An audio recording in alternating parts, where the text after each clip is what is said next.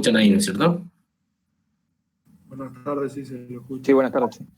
Bien, perfecto. Bueno, vamos a continuar con lo que habíamos dejado pendiente de la última clase. Ahí les corregí los trabajos. Veo que hay, digamos, algunos errores que son generalizados y que ya los habíamos comentado en otras oportunidades. Esos errores que básicamente se concentran en dos conceptos. Uno es, que me parece el más importante, digamos, en el número de secuencia, o sea, la clase número 1, a Raya no le hice las devoluciones. Lo que pasa es que si lo hizo con alguien, a ver. Alex, ¿lo hizo usted con alguien más al trabajo? Ah, a ver, déjeme que vea. Ya que estamos, deme un segundito.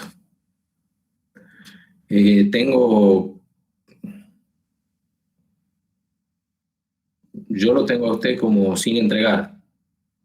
¿Usted entregó tarde el trabajo? Tengo 1, 2, 3, lo tengo a Gustavo Alonso sin entregar, Alex Arraya sin entregar, Carlos Javier Marcos sin entregar y Mauricio Pérez Isa sin entregar. El resto los tengo todos entregados, digamos. A eso le hice la devolución.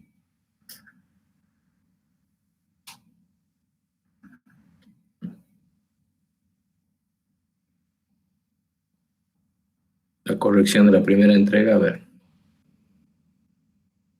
Ah, bien, bueno. Ya lo reviso. Ya lo revisamos y se lo mando. Hoy o mañana sin falta.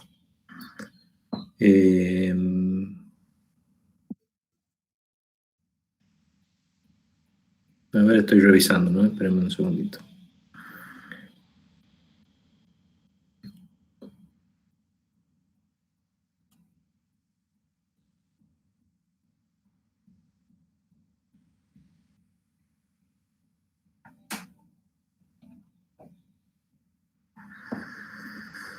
Bueno, ya los que estaban ahí, que están como no entregados,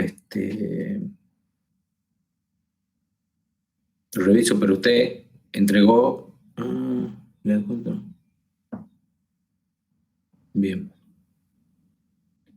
Bueno, ya los vemos a estos que tengo acá sin entregar, a eso no los vi.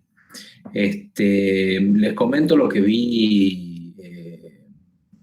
de manera generalizada, digamos. No hablo de nadie en particular, ya cada uno sabrá qué es lo que escribió en el trabajo práctico. Hay un concepto que es fundamental en las redes conmutadas por paquete, que es el concepto de la secuencia, digamos, el dividir una información que podemos llamar continua, ¿sí? Un stream continuo. Discretizarlo, o sea, agarrar partes de ese stream y armar paquetes. Esos paquetes, al ser transmitidos por una red conmutada por datos, digamos, no necesariamente van a llegar en secuencia. ¿Por qué? Porque esa red conmutada por datos, como hemos visto, está representada por un grafo en donde cada conexión entre los nodos de ese grafo, digamos, tiene distintas características. No necesariamente tiene que ser estable, no necesariamente tienen que tener la misma velocidad o la misma latencia entre dos puntos. Entonces un paquete puede seguir un camino y otro paquete puede seguir otro camino, y yo necesito alguna manera de reconstruir esa información al destino. Esa manera es mediante un número de secuencia o mediante algún método para saber para poder reconstruir el dato original, o sea, cuál es el paquete que se mandó originalmente y cuál es el que llegó. Para eso vamos a estudiar nosotros un montón de mecanismos en distintas capas de control de error, etc.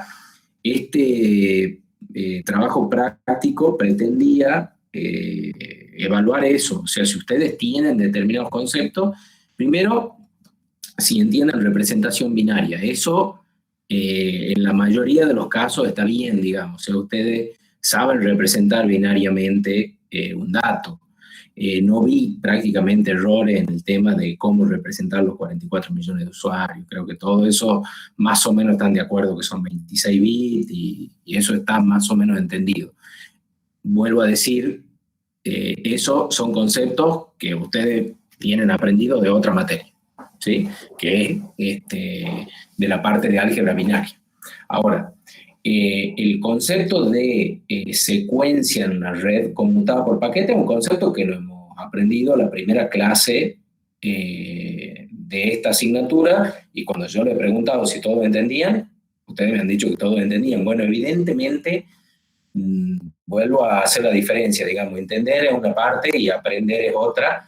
Aprender consiste en que ustedes puedan, en base a lo que han entendido, desarrollar sus propios problemas y avanzar en una propia solución propia del problema.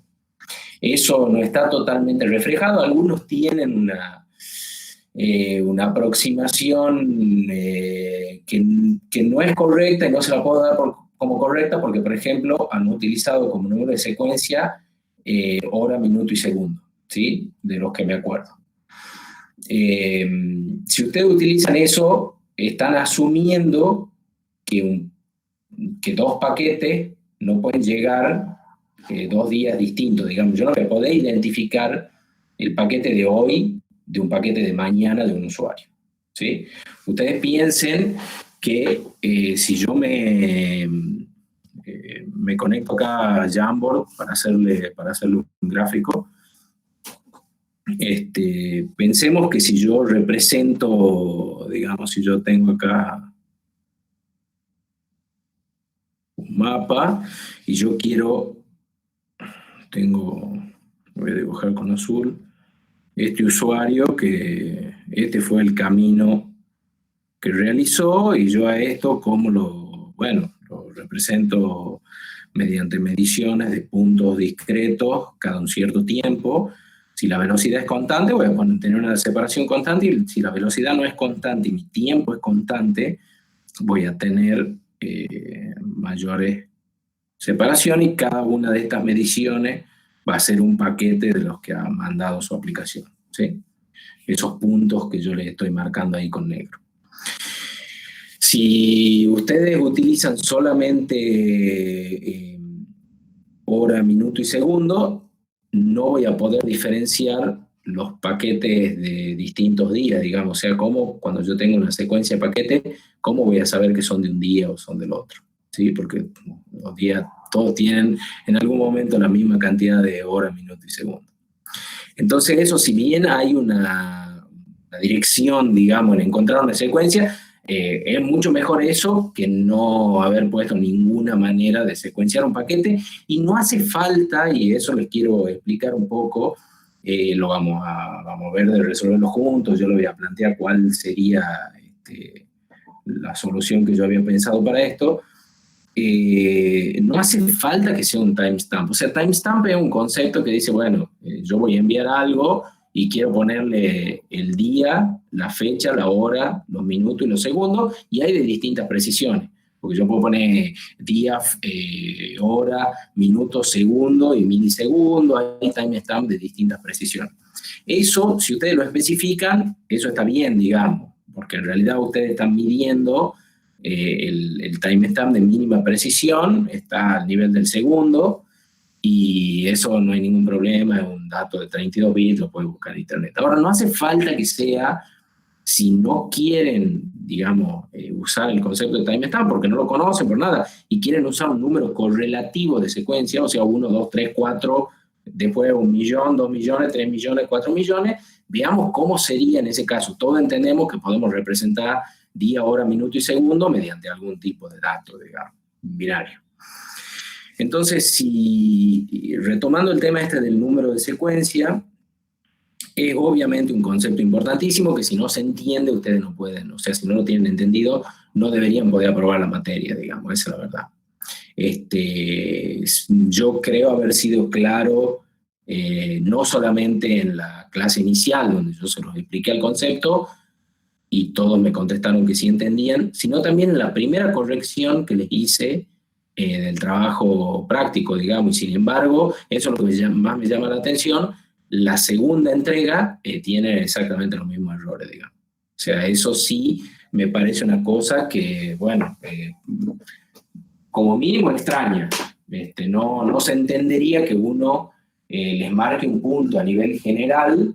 Es como que estemos hablando de esto ahora, creo que ya lo estamos hablando por B número 6 o 7, digamos, el tema del número de secuencia. ¿Sí? Entonces, si ustedes no tienen incorporado el concepto es porque realmente no entienden el problema. ¿Sí? Y eso quiero escucharlo a ustedes a ver qué es lo que entienden, digamos, del secuenciamiento de paquete en una red conmutada por paquete. Los que no han puesto ningún número de secuencia, ¿cómo piensan identificar cuál paquete llega primero y cuál después? ¿O les parece que no hace falta?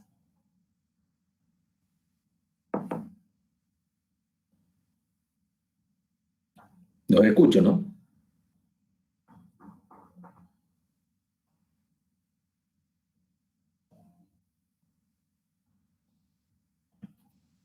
¿Me escuchan?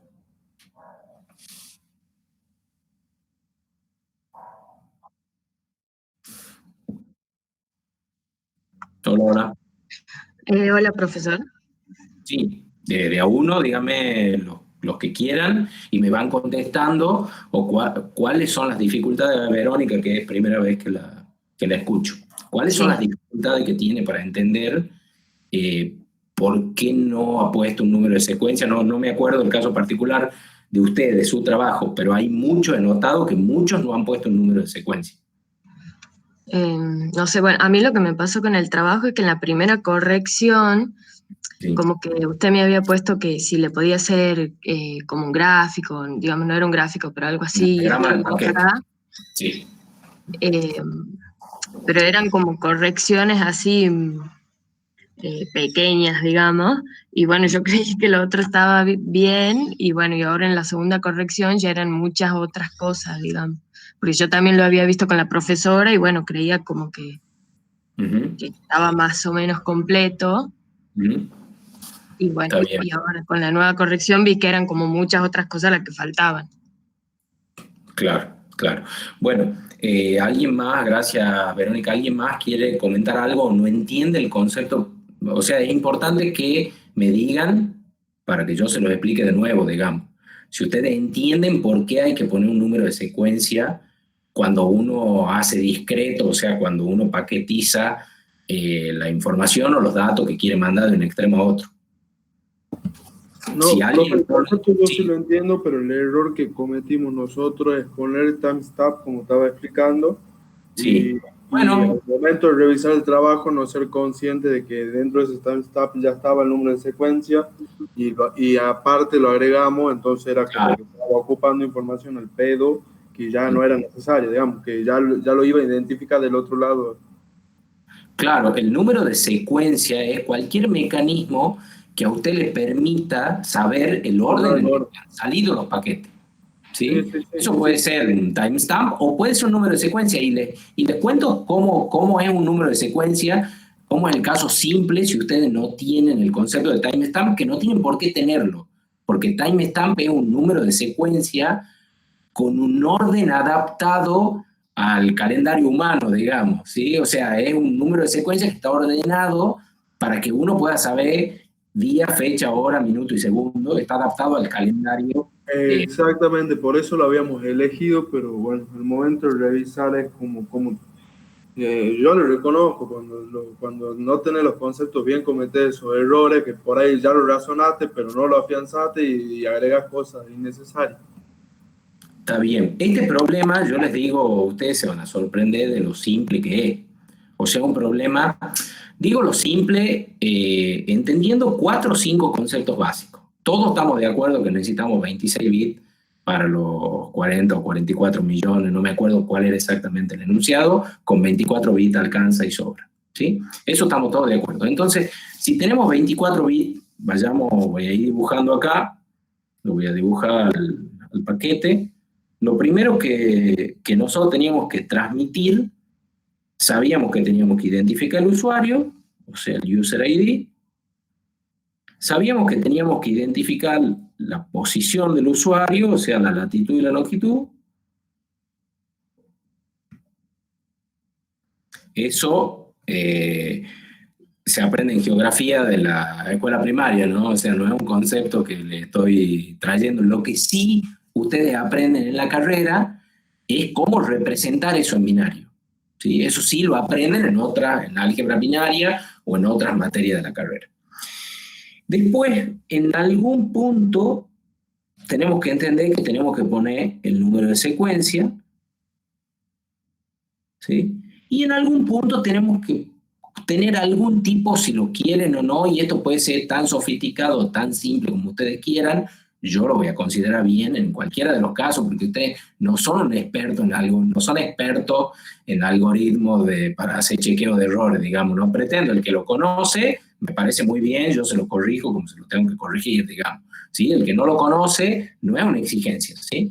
Entonces acá, en este último lugar, supongamos que utilizamos el método más simple para controlar si un paquete llegó bien, que es la paridad, ¿sí? Bien. Para el user ID hemos dicho que vamos a ocupar 26 bits, ¿sí? Para la latitud y la longitud lo han hecho bastante bien, digamos, porque en realidad han optimizado cosas que en realidad, si ustedes ven cómo sale de un teléfono la latitud y la longitud, salen datos cada uno de 32 bits, digamos.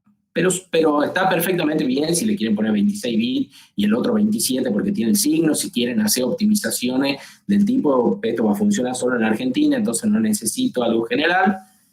Yo, como lo hubiera hecho yo hubiera puesto 32 bits y 32 bits, que es más o menos el estándar para la latitud y la longitud. Y ahí viene el problema del número de secuencia. ¿Qué hacemos con el número de secuencia? Es decir, bueno, ¿cuántos paquetes distintos yo quiero poder identificar? ¿Sí? Si yo pongo un bit ahí, voy a poder identificar 2 paquetes distintos de un mismo usuario. Y ahí me perdí, digamos. ¿Sí? Pero ¿qué pasa si yo pongo 32 bits, por ejemplo? ¿Cuántos paquetes distintos voy a poder identificar de un usuario?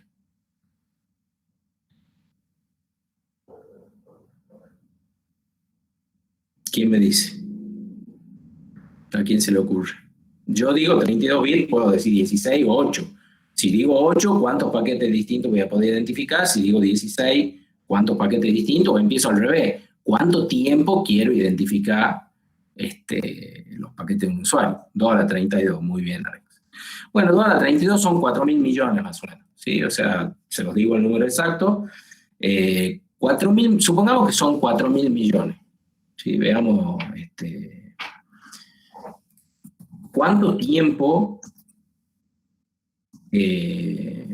podría yo identificar paquetes distintos? ¿Sí? ¿Durante cuánto tiempo? Bueno, depende cada cuánto mida. Y ahí empiezan las decisiones, digamos, de diseño, ¿sí?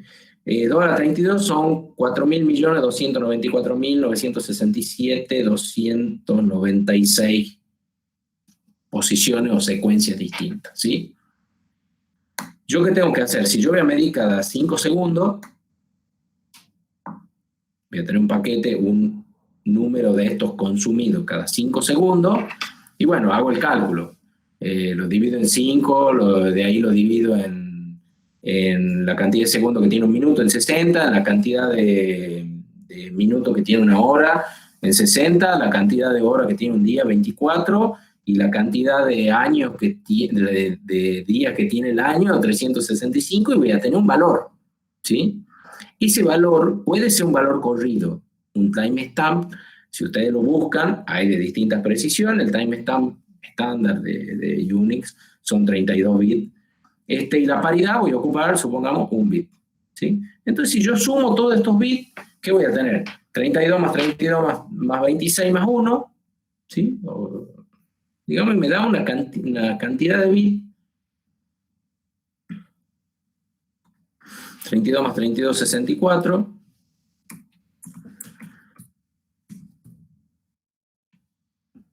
226 más 1. Esto me da 123 bits, ¿sí? Que tiene ese paquete y que yo con esto, ojo, estamos hablando de la capa de aplicación. Eso es otra cosa importante, visto que se han enredado con las capas. Si yo digo diseño una aplicación, en el paquete para una aplicación, ¿en qué capa está? Eso es un dato del enunciado. Claro, en la capa 7, en la capa de aplicación. ¿Sí? Exactamente, está en la capa 7 del modelo OSI. Entonces, yo a esto lo estoy... Ustedes todavía no han aprendido, hemos visto qué es la capa 2, qué es la capa 1, pero no pretendo que... Primero, es imposible encapsular este paquete en la capa 2 sin pasar por la capa 6, la 5, la 4 y la 3. ¿Sí? Cosa que nosotros no hemos visto. Entonces, no era un requerimiento. Ahora, si ustedes lo saben, como muchos han intentado hacerlo, está bien, se quieren lucir, está muy bien, yo se lo acepto, pero que esté bien, ¿sí? O sea, se quieren lucir, pero lo han hecho mal, digamos. ¿Por qué? Porque evidentemente no tienen los conocimientos. Por ejemplo, algunos me empezó a hablar de puertos, yo le pregunto, ¿y qué es un puerto? Y nada, digamos, capaz que lo saben contestar, no lo sé, digamos, pero no estaba bien eso, digamos. Aparte, justo, eso lo vamos a ver en la materia que viene, los que han querido ampliar sus conocimientos, TCP justo no es el protocolo apropiado para esta solución de la capa de transporte, ¿sí? Después en IP hay que tener un montón de consideraciones, en Ethernet hay que tener un montón de consideraciones para que esto sea real. Las cosas medias no funcionan, yo prefiero que ustedes se atengan a lo que hemos visto en la materia, que es este diseño. Entonces, si yo tengo 123 bits y mando cada 5 segundos, ¿sí? Por los 40 millones de usuarios, hago, digamos, 123 por 40, lo tengo en bit, y de ahí por la cantidad de muestreos que hago por segundo, voy a hacer la quinta parte, si lo hago cada 5 segundos, divido en 5 y voy a tener la cantidad de megabits, ahí voy a tener bits por segundo, ¿sí? Lo hagamos si quieren.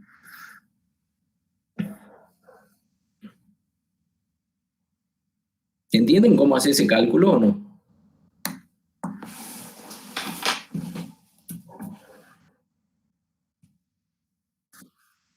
Sí, sí, bien, buenísimo.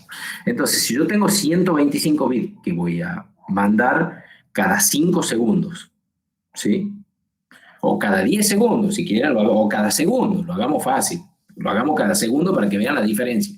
¿Sí? Ahí les explico un concepto que es importante que lo conozcan. Supongamos que mando 125 bits por segundo por cada usuario. Lo multiplico por los 40 millones.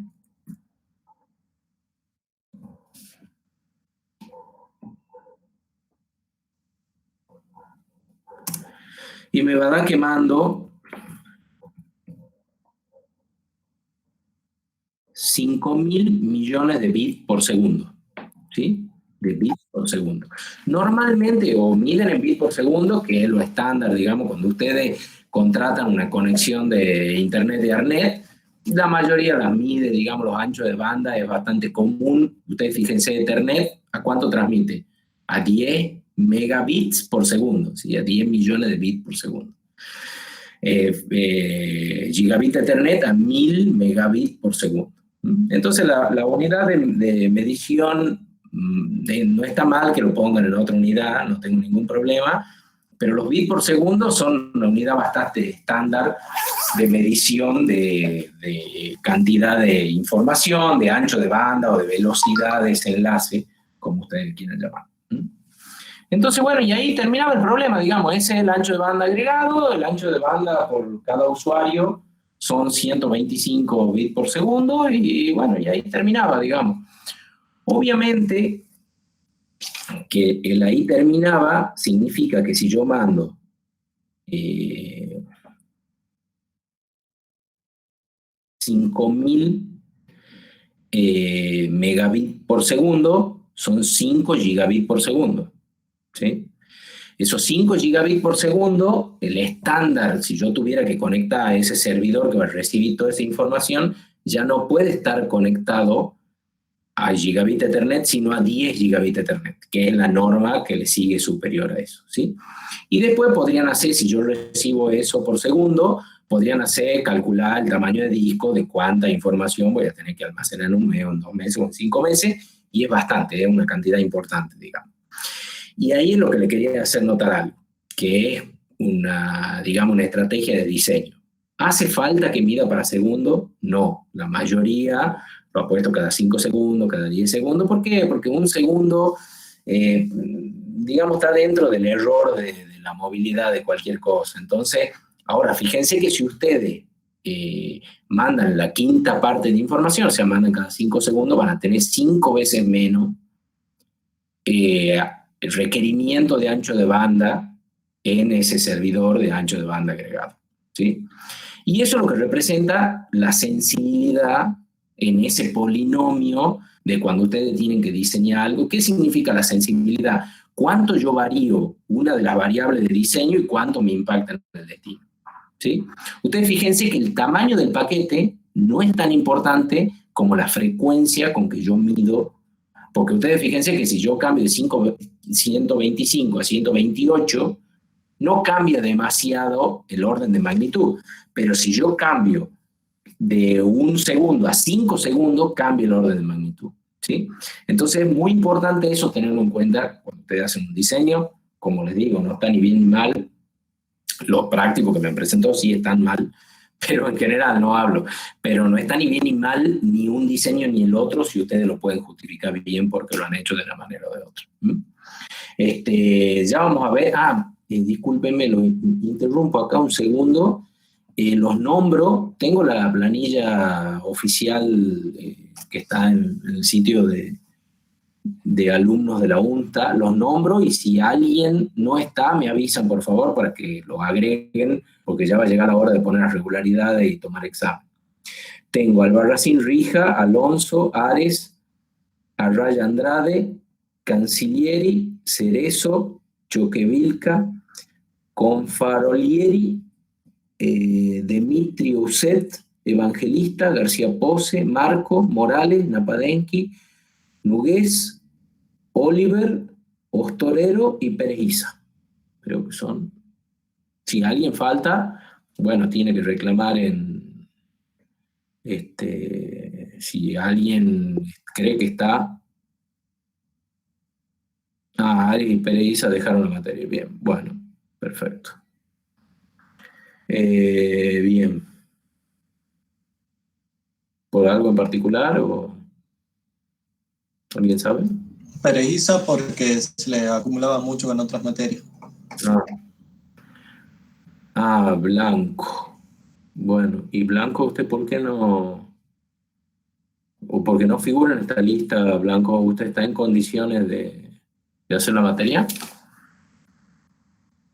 Bueno, comuníquese con la facultad entonces. Después avíseme a ver qué es lo que le han dicho.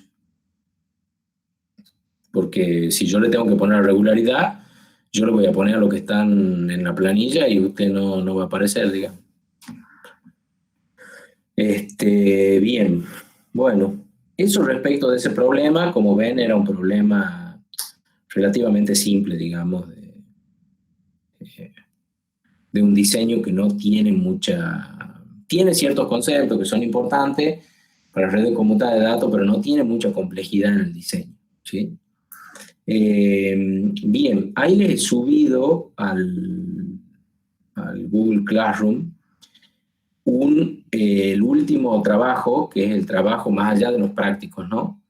Que es el trabajo de diseño de un almacenamiento, de un storage, de lo que hemos visto en el módulo 2.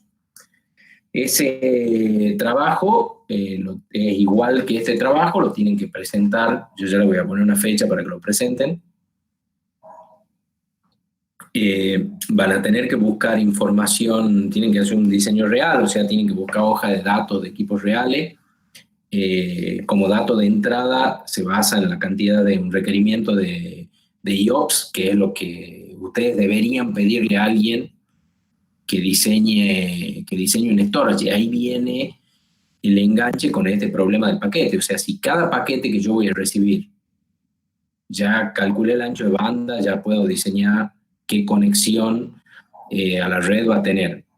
Va a generar un input-output en la base de datos. Bueno, tengo que diseñar un storage que permita que 40 millones de personas transaccionen sobre ese storage, digamos, ¿sí? Sobre ese almacenamiento en disco. Y ahí tendrían desde la salida de una aplicación hasta el almacenamiento, tendrían todas las capas completas desde el punto de vista de la aplicación, ya no hablamos del esquema OSI, ¿sí? Que es un poco lo que trata de enseñar esta materia, o sea, que ustedes entiendan dónde se enganchan las comunicaciones dentro de un stack de aplicaciones, que ya sabemos que no existe aplicación desconectada, digamos, o son muy escasas, o son para casos muy, muy particulares, que son, digamos, rarísimos y una especialidad en sí, ¿sí? Hoy la aplicación no desconectada, no conectada prácticamente no existe. Entonces, como ustedes van a ser ingenieros, que principalmente han elegido la carrera esa de ingeniería informática para desarrollar aplicaciones, entiendo yo, bueno, deberían tener todo este concepto de la parte de comunicación y lo vamos a seguir ampliando en Teleinformática 2. No sé si hay alguna pregunta hasta acá, quieren preguntar algo del diseño, quieren que veamos algo más.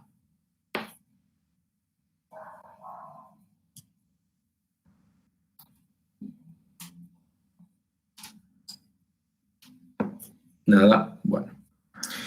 Bien. Retomemos entonces. Claro que ahí le escribieron que Alonso dejó también, como para que tenga la lista actualizada. Ah, Alonso dejó también. O sea, los que dejaron, y eso cuando dejan, gracias, cuando dejan no se borran, digamos, ellos de la lista de alumnos. ¿Por qué siguen apagados? O sea, ¿dejar qué significa? Que ya no están asistiendo más a clase nada más. Claro, porque creo que no hay para borrar la declaración jurada que a principio de año te inscribís en la materia. Bien, bien. Entonces me decían que Alonso dejó, ¿y quién más? Perejisa, profesor. Perejisa. Sí, también Ares. Y Ares. Ah, y Ares. Y Perejisa también, bien. Ya le voy a mandar a Patricia y a la secretaría para que lo vea. Bueno, el trabajo ese les decía que van a tener que diseñar una storage. ¿En qué consiste? Tienen que primero calcular qué tipo de redundancia van a usar de acuerdo a o no, o decir por qué sí, por qué no, de acuerdo, seguramente algún tipo de redundancia van a tener que usar, porque ahí especifica que es una base de datos, tiene que almacenar datos, y le da el porcentaje, creo, de lectura y escritura, y bueno, tienen que hacer unos cálculos de algún sistema de RAID que permita cumplir con los requerimientos que le pide el problema. Como tenemos tiempo, se los pongo puede ser para la penúltima clase. Creo que nos quedan 2 o 3 clases, ¿no? ¿Alguien sabe cuándo terminan las clases? Efectivamente. Si no me equivoco, es el 19 de junio, o el 12 o el 19. Bueno. Por ahí la profesora de probabilidad estadística, por ahí nos había dicho. Sí, o el 12 o el 19. Por eso nos quedan un par de clases, pueden hacer consultas, podemos ver problemas, etcétera, de la parte de diseño, que son importantes porque los van a tener que hacer el parcial. No sé bien todavía cómo vamos a tomar parciales, ni regularidades, ni recuperaciones, etc. Bien. Entonces, lo que tienen que hacer, si alguien tiene alguna duda de lo de diseño de storage, ahí les he puesto que tienen que elegir algún sistema de almacenamiento que viene ya específico. Lo que pasa es que ustedes lo tienen que configurar. Tienen que decir, voy a poner tantos discos en RAID 0 con RAID 1 y eso me va a dar tantos IOPS porque hay una penalidad, la penalidad que hemos visto de los distintos tipos de RAID, y en base a eso lo tienen que diseñar. Si ustedes ponen el Storage Calculator en Google, hay miles de cosas. Preferiría que no la usen. Si la quieren usar, yo no tengo problema. Igual yo voy a saber si saben o no cuando vayan a rendir el examen, digamos. está en ustedes usar esa herramienta o hacerlo, digamos, crudo, con los conocimientos que ustedes tienen y de última comprobarlo con alguna de esas herramientas, a ver si está bien, pero existe la posibilidad de, bueno, les indico que existe. ¿Qué más? Algo más les quería comentar. Profe, disculpen, la consulta. Sí, dígame. Para este nuevo trabajo del cálculo de storage, ¿podemos ser de a dos como veníamos haciendo? Sí. ¿No hay problema? No tengo problema, no tengo problema. Yo creo que el trabajo de dos personas siempre suma. Entiendo que ya son todos grandes y que entre los dos discuten y trabajan, y me parece muy bien, es parte del trabajo de diseño, es discutir los diseños con otra persona. Uno nunca, casi nunca en esta profesión trabaja solo, digamos, ¿sí? Entonces, yo siempre que sean, digamos, me sería muy difícil poder evaluarlo si hacen todo un grupo de 10 personas, digamos, sería muy complicado. Pero de 2 personas me parece que está bien y que lo pueden hacer de 2 personas, puede ser de 1, no más de 2, pero me parece que no hay ningún problema. Sí, me lo presentan los 2. Buenísimo, profe, porque a nosotros, no sé si no está todo del todo bien el problema, pero nos ayuda un montón verlo de a 2. Por supuesto que sí, por supuesto que sí. El peer review, ¿saben lo que es el peer review? La revisión de pares. El peer review es un concepto muy utilizado en publicaciones, ciencia, etcétera, donde uno hace un trabajo con un grupo de trabajo, uno solo, y lo presenta a sus pares para que lo critiquen, digamos, al trabajo, para que digan qué les parece, si les parece mal o bien. Y el peer review es una parte fundamental de hacer cosas lo más pulida posible, digamos. Así que yo siempre No exactamente ese peer review, pero sí hice peer programming con mi grupo de trabajo, y sí, es como que ayuda un montón a laburar así en conjunto y vas teniendo más puntos de vista distintos, digamos. Así es. Bueno, háganlo al diseño, cualquier cosa le consultan a Emilce o me consultan a mí, no tengo ningún problema. Respecto de la parte de diseño de redes, ¿ya han hecho los prácticos de Ethernet? ¿Cómo van con eso?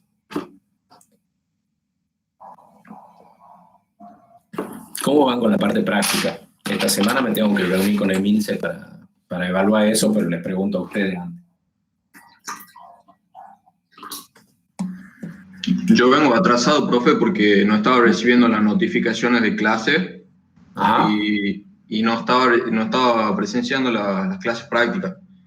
Al principio habían mandado las invitaciones por el grupo que han generado, el grupo de teleinformática, y después han dejado de avisar por ahí, y justo esa semana que han dejado de avisar, la profesora no había dado clase y no volvió a tener noticias.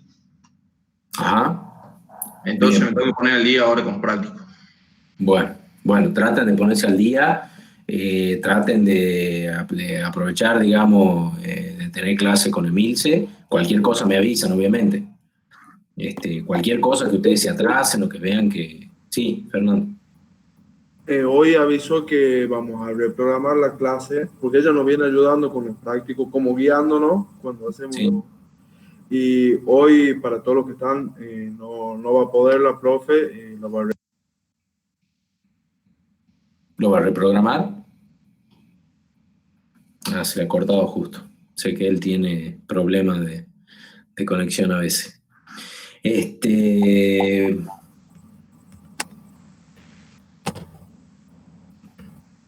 Sí, Fernando.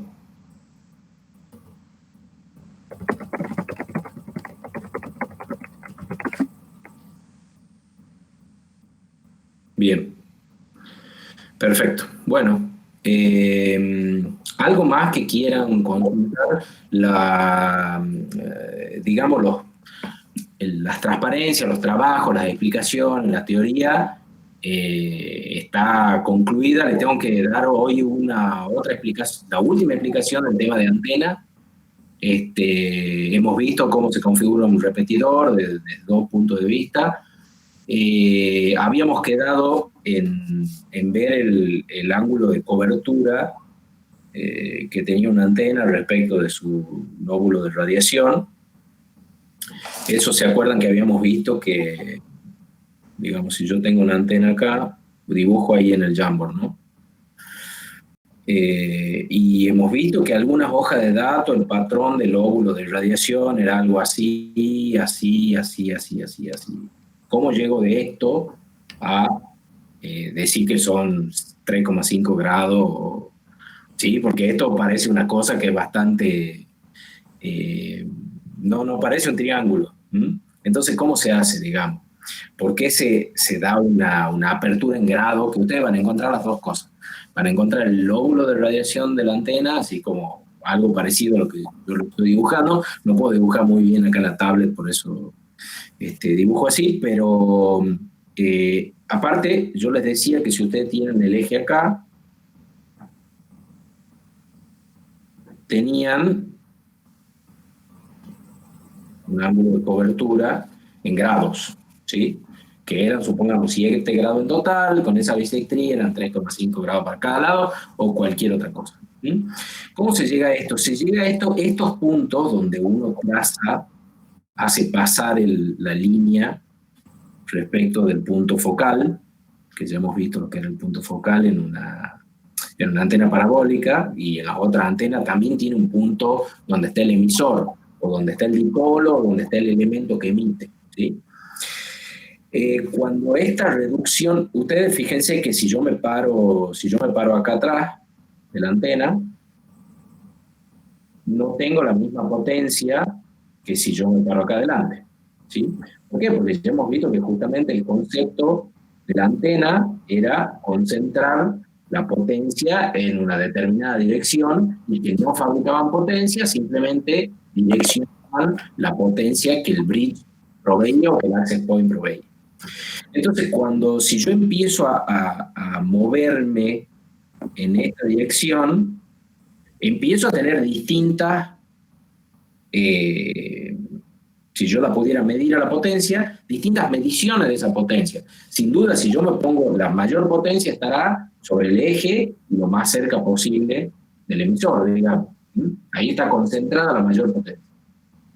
Si yo me empiezo a desplazar hacia los costados o me empiezo a desplazar en esta dirección, cada vez voy percibiendo menos potencia con una antena testigo, por decirlo de alguna manera, o con algún elemento de medición. ¿Sí? Si yo me muevo con un celular, ustedes se van alejando del access point ese que está en su casa y nada, salen a la puerta y el que vive en el edificio baja, ya, chao, se terminó la señal de ese access point.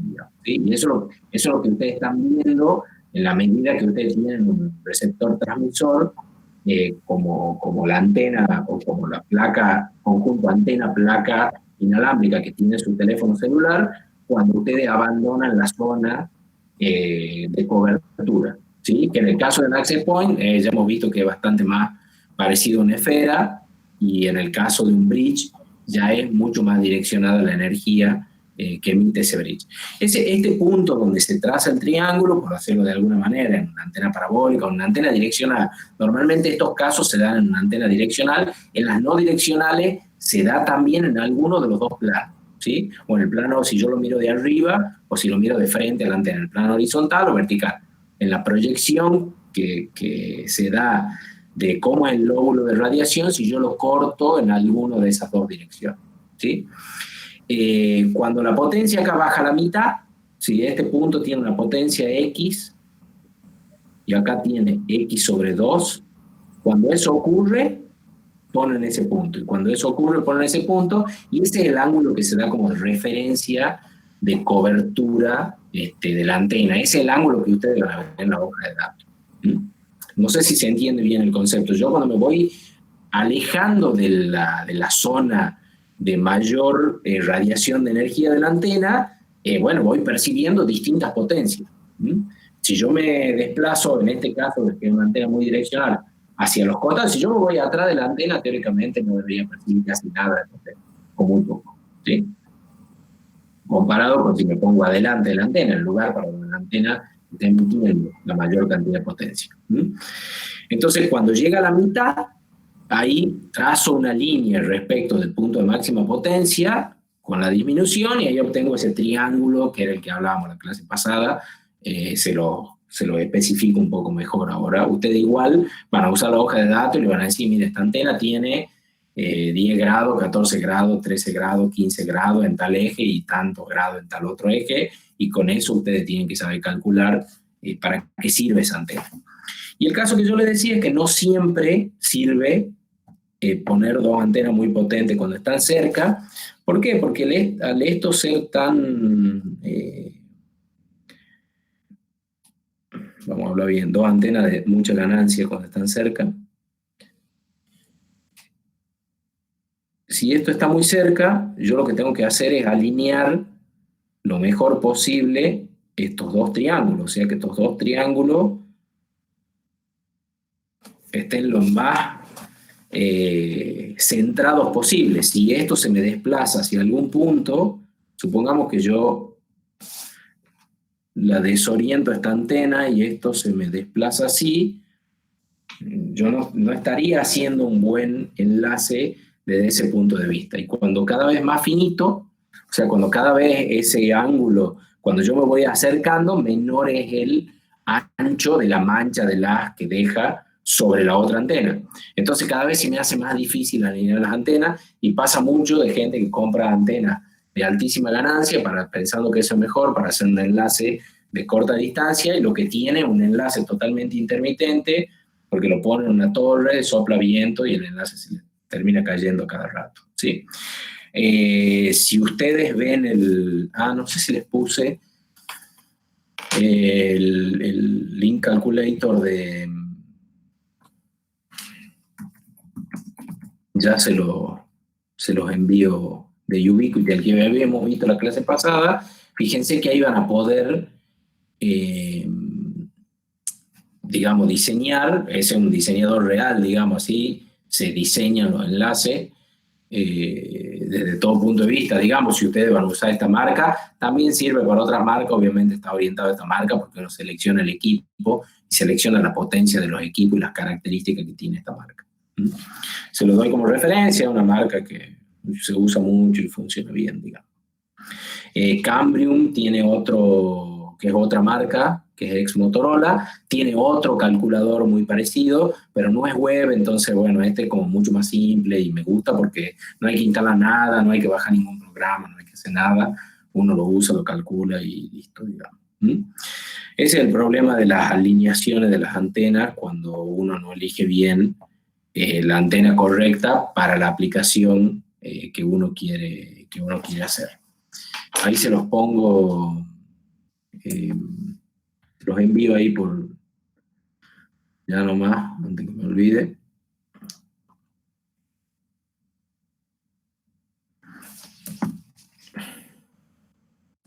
Ahí se los publiqué a la herramienta.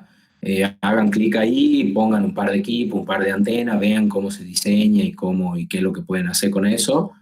Ahí ya están trabajando, digamos, sobre un diseño real.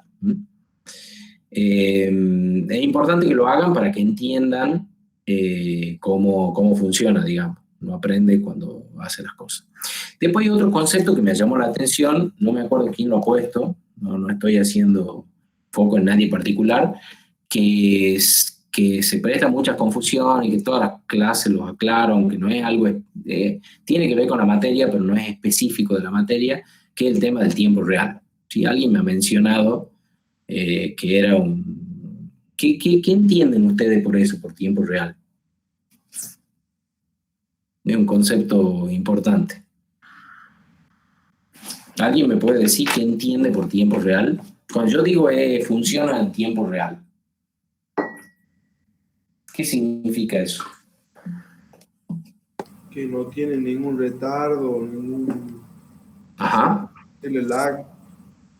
Claro, que no entiende por tiempo real, ¿y existe algo que no tenga ningún retardo? O sea, ¿qué sería el no retardo?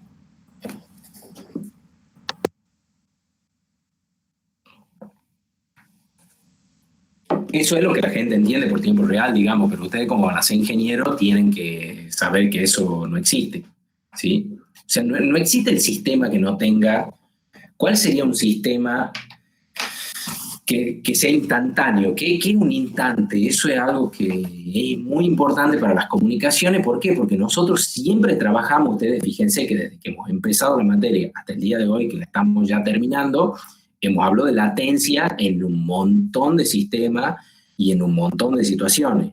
Nunca hemos hablado y hablamos de velocidades. Entonces es algo fundamental para el concepto de lo que son las comunicaciones de datos, digamos, derribar algunos mitos, como sea el mito del tiempo real, digamos. Es algo que está muy presente en un montón de situaciones y que no es correcto, digamos, que no está bien tratado y que no es eso el tiempo real. No es eso lo que se conoce en la ciencia de computación como tiempo real.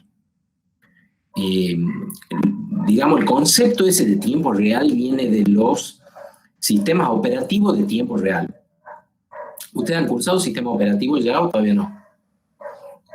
Cuatrimestre que viene tenemos sistema operativo. Cuatrimestre que viene, bien. Pero arquitectura 1 sí han cursado ya. Sí, arquitectura 1 sí. Entonces saben lo que es la...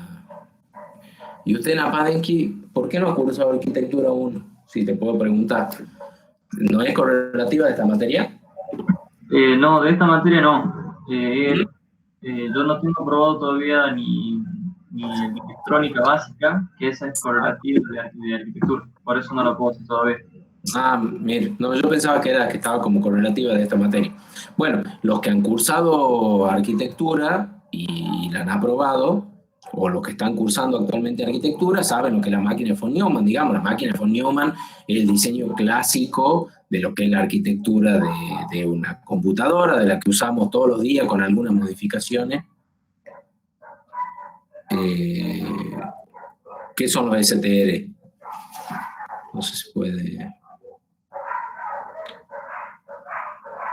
O sea, sistema de tiempo real. Sí, sí. Bueno, ahora voy a eso y por qué eso es una situación que es confusa, digamos, porque no existe en realidad. La máquina von Neumann es una máquina en la cual el ciclo de la instrucción se hace en 3 pasos, el fetch, decode, el execute, y ese ciclo de la instrucción sigue un proceso serie, ¿sí? O sea, hay algo para hacer, lo busca de la memoria al dato, lo enlaza con una instrucción, lo ejecuta, lo decodifica y lo ejecuta, digamos. Por eso el fetch, el decode y el execute. Eso lo deben haber visto en arquitectura. Entonces, los procesos que se hacen en una computadora que tiene un procesador son todos serializados. O sea, no existen procesos en paralelo. Ya vamos a ir ahora un poco a eso, digamos. Cuando yo les pido el ancho de banda agregado, también quiero ver si tienen algún concepto que ahora les comento, ¿sí? Entonces, esos procesos que se hacen en serie tienen una demora. ¿Por qué? Porque ustedes en una computadora mueven el mouse, la computadora transmite la voz por internet, se conecta a la placa inalámbrica y da una situación de multitarea, digamos, de tareas que se hacen en paralelo, que en realidad se están haciendo todas en serie. Hablo sobre un procesador, sobre un core, ¿sí? Esa ilusión se da porque el tiempo de respuesta que tiene el humano ante ciertas situaciones son varios órdenes de magnitudes mayor que el tiempo de respuesta que tiene un reloj que funciona a 1,6 GHz o 2 GHz o lo que ustedes quieran, ¿sí? Entonces, la situación de aparente paralelismo o concurrencia de tareas es una ilusión. Las tareas se ejecutan todas en serie, ¿sí? Las tareas se ejecutan todas en serie. No hay tal cosa, ustedes imagínense en un disco rígido que gira, no entiendo cómo se graban 2 datos al mismo tiempo, digamos. El disco graba con su cabezal, se posiciona y graba un dato, y después viene el otro dato en un buffer y se posiciona en otro lado y graba otro dato, lee un dato y lee el otro. No existe que se haga en paralelo eso, ¿sí? Los discos SSD son ligeramente distintos, pero tomemos ese caso porque me gusta para ejemplificar lo que les estoy diciendo. ¿Entienden hasta ahí lo que les estoy diciendo, no es cierto? O sea, no existen tareas en una máquina que ustedes usan que se hagan en paralelo, ¿sí? No existe eso que se haga en paralelo, son tareas serializadas. Entonces los sistemas operativos no tenían una manera de responder en un tiempo máximo determinado ese tipo de tarea, porque no sabían cuáles son las tareas que le iban a encargar para que resuelva. Entonces nacieron los sistemas operativos de tiempo real, que lo que ponían, y ahí viene el concepto de tiempo real, era un tiempo máximo de resolución de una tarea, que estaba dada en milisegundos o en microsegundos, lo que ustedes quieran, pero era un tiempo, o sea, era el tiempo máximo que cualquier tarea que yo le tire al sistema operativo, el sistema operativo la iba a poder resolver en ese tiempo. ¿Sí? Eso es, y el concepto de ese que ustedes ponen en tiempo real, bueno, evidentemente no existe. Si ustedes, es más, no solamente no existe, tiene latencia totalmente variable. ¿Usted cree que tiene la misma latencia las comunicaciones, los mensajes que ustedes mandan? A veces son notables para el usuario, a veces no. De WhatsApp, por ejemplo. Cuando la red está saturada y nada, ustedes mandan y no llega, digamos, en el mismo tiempo que cuando no está saturada, ¿sí? Ya vamos a ver cómo es la saturación, dónde se da, etcétera. Pero no existe el concepto ese de tiempo real. Tiene una latencia. Entonces es un concepto que es medio peligroso, digamos, de usar en algunos ámbitos porque denota que ustedes no entienden lo que es una máquina de von Neumann, digamos. O sea, que no entienden la arquitectura básica de lo que es la arquitectura básica de una computadora. No sé si ha quedado claro o me quieren preguntar algo y les digo a dónde voy con esto y en qué se vincula con la materia nuestra, digamos, con la informática 1. Profe, a mí me quedó una duda sobre lo que estábamos hablando ahora. El profesor de la materia del año pasado, creo que se llamaba Fanjul. Sí, no importa quién sea. El profesor había hablado sobre sistemas operativos con arquitecturas en paralelo. Sí. Para microprocesadores justamente que corren en paralelo. Sí. ¿Eso beneficiaría para lo que sería el sistema de tiempo real o estoy hablando para cualquier cansado también? No, sí, por supuesto. O sea, existen, yo le hablo de la máquina de von Neumann, la máquina básica, el diseño de arquitectura básica, es un diseño que tiene serie, pero después con el advenimiento del multiprocesamiento, de lo que nosotros algo hemos visto, del multiprocesamiento simétrico, que algo hemos visto en esta materia, se puede lanzarle a los procesadores cosas en paralelo. A los procesadores. Pero hay un montón, o sea, tienen que conocer mucho más de la arquitectura interna para saber que eso en realidad no es en paralelo, es un pipeline. Por eso existen los pipelines, digamos. El pipeline no es un paralelo. Existen los bases que son compartidos, existen las memorias que son compartidas. Entonces, si un procesador quiere sacar datos en memoria, tiene ahí el cuello de botella y no se van a hacer ninguna tarea en paralelo. ¿Sí? Aparte, volvemos al tema de la medición del tiempo y del instante. ¿Qué significa que sea en paralelo? Vuelvo a lo mismo del tiempo real. O sea, que sea en paralelo significa que sea en el mismo instante. El mismo instante no existe. ¿Cómo define el mismo instante? Eso es lo que no sé si me entienden. O sea, es un concepto que no existe, porque depende qué tan preciso sea mi elemento de medición del tiempo para saber que dos cosas... A ver, existen cosas muy avanzadas de la física cuántica que no vamos a entrar, digamos, no nos compete a nosotros, pero digo, los procesos que ocurren en el mismo instante no tienen la ilusión para nosotros de ocurrir en el mismo instante y demoran, tienen una latencia, ¿sí? No es que no tienen latencia. Tendrán una latencia mínima, tendrán una latencia despreciable, tendrán todo lo que ustedes quieran, pero latencia tienen, ¿sí? De eso no hay ninguna discusión, no hay nadie que le vaya a decir que existe un proceso sin latencia, un proceso de inmediatez en el mundo en el que vivimos, no existe, realmente no existe. Entonces, bueno, dicho esto, se empiezan a plantear un montón de problemas que ¿qué son los datos agregados? ¿Por qué yo los considero que llegan en paralelo y cómo hago para que... ¿Cómo hacen para llegar en paralelo en una placa Ethernet? Explíquenme. Si el protocolo de Ethernet es un protocolo que viene un paquete primero, después otro paquete después, después otro paquete después, después otro paquete después. No sé si me entienden. O sea, cuando los datos de todos los usuarios que nosotros hemos mandado entran en el servidor que los va a almacenar en esa base de datos, ¿cómo llegan?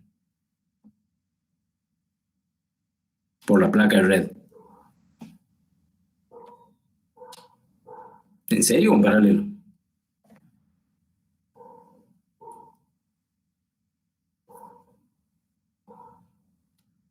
¿Alguien me puede contestar o no?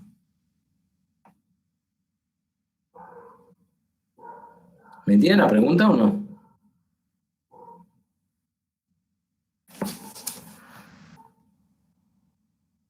Y según lo que está diciendo usted, vienen a entrar todo en serie, digamos. Claro, pero ¿qué le parece a usted? No, de acá la situación de la ciencia es independiente de lo que yo diga, digamos, ¿sí? Si usted tiene otra idea, es válida si me demuestra que es válida. El protocolo que nosotros hemos estudiado, que es el protocolo de Ethernet, ¿sí? Que es un protocolo, ¿qué pasa cuando dos paquetes en un tiempo, digamos, finito, se transmiten en el mismo canal que es compartido?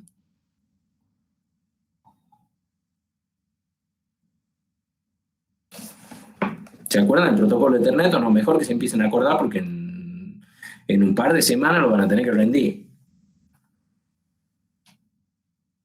¿Cuál es el protocolo lógico que administra Ethernet? ¿Cómo se llama? Ethernet es la norma. ¿Cuál es el protocolo de diseño que gobierna Ethernet?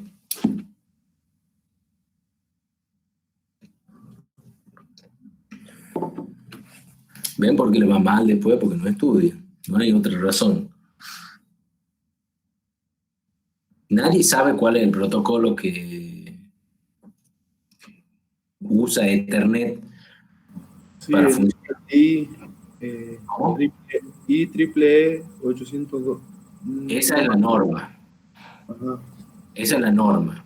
CSMA/CD. Sí, el CSMA/CD, el Carrier Sense Multiple Access. Y ese protocolo tiene una parte que le da estabilidad al canal que se llama Binary Exponential Backoff. ¿Y qué es lo que hace ese protocolo? Administra las colisiones. Entonces, cuando dos paquetes en el mismo momento, si es que eso existiera, digamos, supongamos que entendemos como mismo momento algo, lo mínimo que nosotros podemos medir, 1 milisegundo, son transmitidos en un bus Ethernet, colisionan. ¿Por qué? Porque no existen procesos en paralelo, porque no pueden existir procesos en paralelo, ¿sí? Lo que existe en un bus Ethernet son paquetes que van en serie. Entonces, ¿para qué nos sirve? ¿Cómo hacemos para concentrar todos esos paquetes que están mandando todos los usuarios, de los 40 millones de usuarios de esa aplicación, para que entren por una placa Ethernet? Porque el servidor en algún lugar va a tener una conexión Ethernet. Van a entrar todos en serie. Van a entrar todos uno detrás del otro. Así de simple, eso es lo que ustedes están calculando. Ustedes están calculando el ancho de banda agregado, significa, yo voy a mandar por cada segundo 1000 millones de bits por segundo, ¿sí? O 100 o 1 gigabit por segundo, ¿sí? Uno por día a las 6, uno por día a las 9, en ese segundo. Y ese es mi elemento de medición. Es en un segundo. Si yo miro en un segundo, voy a ver pasar 1 millón de paquetes, uno detrás del otro. Eso es lo que voy a ver, si yo lo pudiera ver, ¿sí? Si yo lo pudiera ver. Así que ese concepto de paralelismo, serie, tiempo real, es un concepto bastante complejo que hay que pensarlo muy bien, y que se da mucho en las comunicaciones. Nosotros tenemos la ilusión de que está todo ocurriendo en un mismo instante de tiempo, pero desde que yo hablo hasta que ustedes reciben mi voz, tiene una latencia, ¿sí? Eso lo pueden comprobar cuando ustedes llaman por 2 teléfonos y están ustedes 2 a la par. Entonces, ¿qué pasa? La voz se escucha milisegundos después cuando es transmitida a través de los teléfonos que la que escuchan ustedes, que ya también tiene un retardo. No es que no tenga un retardo, simplemente tiene un retardo menor, ¿sí? Cuando está uno a la par del otro. El sonido tiene una velocidad. No sé si han estudiado física. Son 300 metros por segundo. Entonces, no es que no existe en esta situación el no retardo. Existen las mediciones de la latencia, que es lo que ustedes tienen que ser conscientes cuando diseñan cualquier tipo de aplicación y mucho más en la parte de comunicación. Alguien en alguna clase me preguntó sobre las redes 5G, con alguna confusión que hubo por los 5 GHz, y una de las... me engancho de ese tema, no es que va a ser parte de la materia de nada. Una de las premisas de diseño de las redes de 5G para telefonía celular es la disminución de la latencia. una de las premisas de diseño, ¿sí? Ahora la latencia está en el orden de los 50 milisegundos y la reducen a 2 milisegundos, 1 milisegundo, etc. Es una de las grandes mejoras más allá de la velocidad en la latencia, porque hay veces que yo necesito con una aplicación apretar un botón y que algo ocurra en un elemento que está conectado a esa aplicación. Y ese algo ocurre un cierto tiempo después en la latencia, y cuando esa latencia es grande pasan cosas. Por ejemplo, imagínense que ustedes desarrollan el software para los autos autónomos. Si yo miro con mucha latencia y bueno, ando atropellando gente por todos lados, digamos, porque mi decisión respecto de lo que yo estoy representando en el espacio viene mucho atrás de lo que yo puedo hacer mecánicamente con las ruedas, ¿sí? Entonces, para ese tipo de sistemas que interactúan, digamos, mucha cantidad de dispositivos conectados con mucha cantidad de información, es que se requiere sistemas con baja latencia. Y esos sistemas con baja latencia lo que van a lograr es un crecimiento enorme de la solicitud de ancho de banda que van a tener todos ustedes el día de mañana para diseñar aplicaciones, ¿sí? Por eso es que yo creo que es tan importante entender cómo funcionan las aplicaciones conectadas. Porque en realidad no solamente entienden eso, sino entienden un montón de conceptos que después van a aplicar en el desarrollo de aplicaciones, porque el concepto de latencia es un concepto que se aplica en cualquier parte de la ciencia de la computación y que ustedes recién empiezan a entenderlo cuando cursan esta materia. La mayoría, hablo, capaz que algunos ya lo conocían de antes, no lo sé, pero recién empiezan a entenderlo cuando cursan esta materia. Bueno, ¿tienen alguna pregunta hasta acá? Eso para clarificar un poco cómo funcionan las cosas cuando salen. Los paquetes sí salen de un montón de orígenes distintos. De un montón de teléfonos celulares distintos sale ese dato que se va mandando, que se encapsula, que después vamos a ver qué tanta complejidad tiene todo eso. Pero si llegan a un solo lugar, si llegan a un solo servidor, y llegan todos uno detrás del otro, digamos, no hay otra opción. ¿Sí? Si ese servidor está conectado a una placa Ethernet. Por eso van a llegar un montón de paquetes con un montón de user ID, con un montón de número de secuencia, ¿sí? Que alguien los tiene que ordenar para poder graficarlo. Ese es el desafío del diseño de su aplicación. Por eso les digo, es un diseño muy simple, pero que tiene un montón de conceptos atrás que son bastante complejos de entender. Esa es parte de la clave de ese problema, digamos. ¿Sí? Un diseño extremadamente simple con un montón de conceptos metidos en el medio de ese diseño. Que si ustedes lo entienden bien, van a aprobar perfectamente la materia, y si no lo entienden, bueno, no creo que les vaya bien. Bien, ¿alguien quiere hacer alguna pregunta?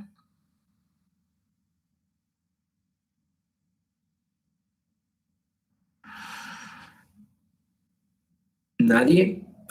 ¿De alguna duda que les haya quedado de alguno de los módulos, algo que quieran preguntar?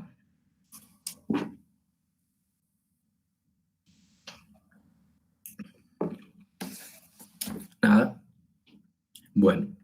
La clase que viene les acepto todas las preguntas que quieran. Vamos a seguir avanzando un poco más sobre cómo se empieza a diseñar una red de Ethernet. Que es parte de la parte central, digamos, de teleinformática. Estamos trabajando con datos en algún lado o en otro lado. En algún mundo estamos siempre trabajando con datos, así que la red de Ethernet como protocolo de capa 2 es el protocolo que se usa en la parte de LAN, de red de LAN hablo. En red de WAN no se usa normalmente Ethernet en la capa 2, pero... Bueno, no hay problema, Fernando, perdón. Nada, la clase que viene, léanlo al problema del storage, yo lo voy a orientar, pero vuelvo a lo mismo, o sea, los problemas los tienen que intentar resolver ustedes, ¿sí? En esta situación donde ya saben lo que es un RAID, ya saben lo que son las penalidades, ya saben que el RAID 5 hace 5 operaciones y el RAID 0 hace 1, y ya saben cuál es la diferencia entre throughput y velocidad. No sé si lo saben, yo se lo he explicado en todas las clases. Bueno, ya con eso tienen que poder desarrollar el práctico ese de storage. Y el práctico de storage, el trabajo ese, Lo que tienen que lograr es decirme, miren, yo voy a comprar el storage marca IBM DS5232 con 4 cajones porque necesito poner tanta cantidad de disco y mi configuración de RAID va a ser esto y esto me va a dar tantos IOPS por segundo. ¿Sí? Igual así como hemos encarado el problema del paquete, vamos a encarar este problema del storage. Lo que pasa es que acá sí tienen que especificar hardware. O sea, sí tienen que entrar a la página de IBM, buscar que es un storage, fijarse cuántos discos lleva, cuántos discos soporta, cuántos discos entran, en qué configuración, etcétera. Van a ver que los configuradores de storage le van a decir lo mismo que le enseñaba yo. RAID 0, RAID 1, RAID 1 más 0, RAID 5. Eso es lo que pretendo que ustedes sepan, digamos, ¿sí? Pero bueno, tienen que en algún momento empezar a elegir hardware. Y bueno, este es un buen momento, que ya tienen cierto conocimiento. Así que, bueno, si no tienen más preguntas, los veo el miércoles que viene. Si alguien quiere preguntar algo más, no tengo ningún problema. Estoy acá. Disculpe, profesor. Sí, diga. El tema de este práctico, ¿cuánto sería la fecha límite? Se los pongo... tenemos tiempo, digamos. Mira, en principio, a ver, veamos. Estamos a 27, el 3 no. Podría ser el 10 de junio. Así yo tengo tiempo de corregirlo y de ver qué hacemos con la regularidad de ustedes y de ver si no están regulares, cómo la recuperamos y de ver qué es lo que...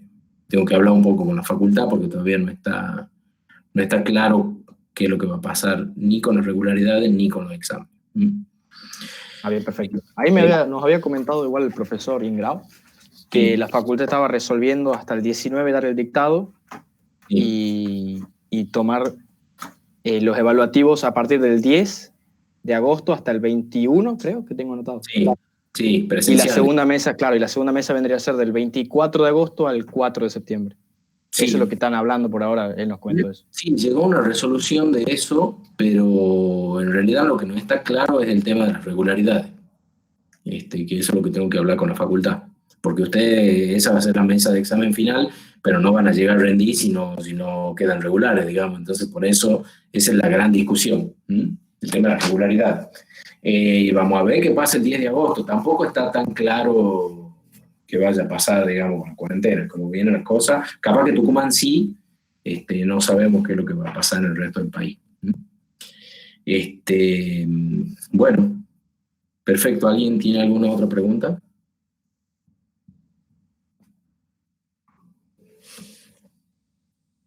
¿Nadie? Bueno.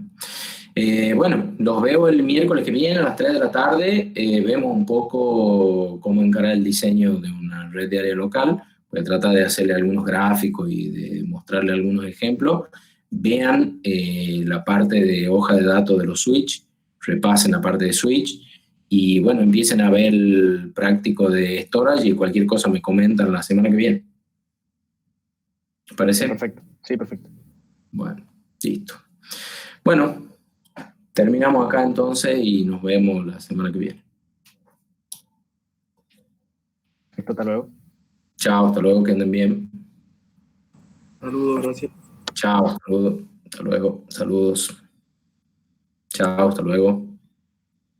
Nos vemos.